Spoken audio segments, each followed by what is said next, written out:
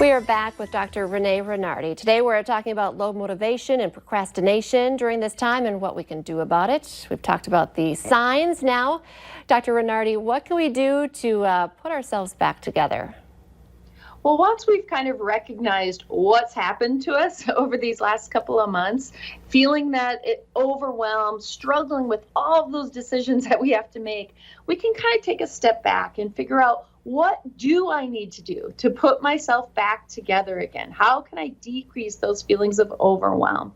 And there are a lot of things that we can do. And that's why I love coming on and talking to our community about these things, because there are oftentimes things we can do to put ourselves back together again. The first is to clearly identify what we want. What are we working toward? Start to create that vision for ourselves. When we've kind of lost our usual visions that we have, it's creating something new. And that can be a really good thing. Developing this internal locus of control. What do I have control over? What can I do right now to improve my circumstances? And that's where recognizing the messages that we tell ourselves are so important too. We want to have this motivating, powerful, inspiring self-talk going on. So we want to continue to be aware of those internal messages that we're coaching ourselves with. It helps when goals are measurable and we have deadlines.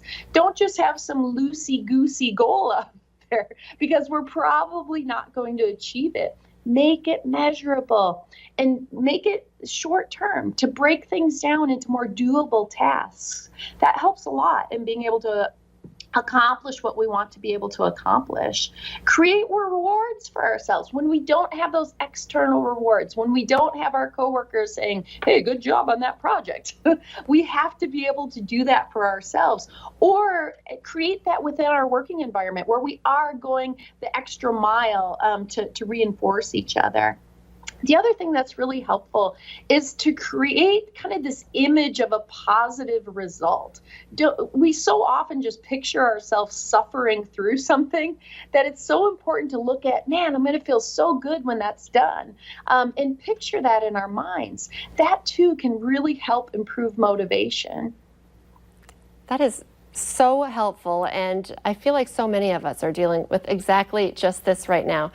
I love that you point out the signs and kind of where we go from there, especially the measurable, differences and goals, something to give ourselves something to look forward to and to actually measure it as well. Absolutely. And to know where we get stuck too. So to break down those goals, to have the clear vision, and to also recognize, where do we fall off course, right? What are our distractions? Am I sitting down to do my emails and all of a sudden shift gears and start looking at Facebook, or turn on the television for just a little bit, which may turn into a really long time? The other thing is to really practice self-compassion, understanding what has happened, which is pretty significant over these last couple of months, and to practice compassion, practice goal setting, and be a good coach to ourselves. Be kind. Absolutely. To ourselves and to others, to our children, to our spouses, to other people in our community, the person standing in front of us or behind us at the grocery line. We're all going through this together. So practice the self-compassion and also direct that compassion outward. Dr. Renee Renardi, thank you so much for your time today. Thanks for having me. We'll be right back here on North Dakota Today.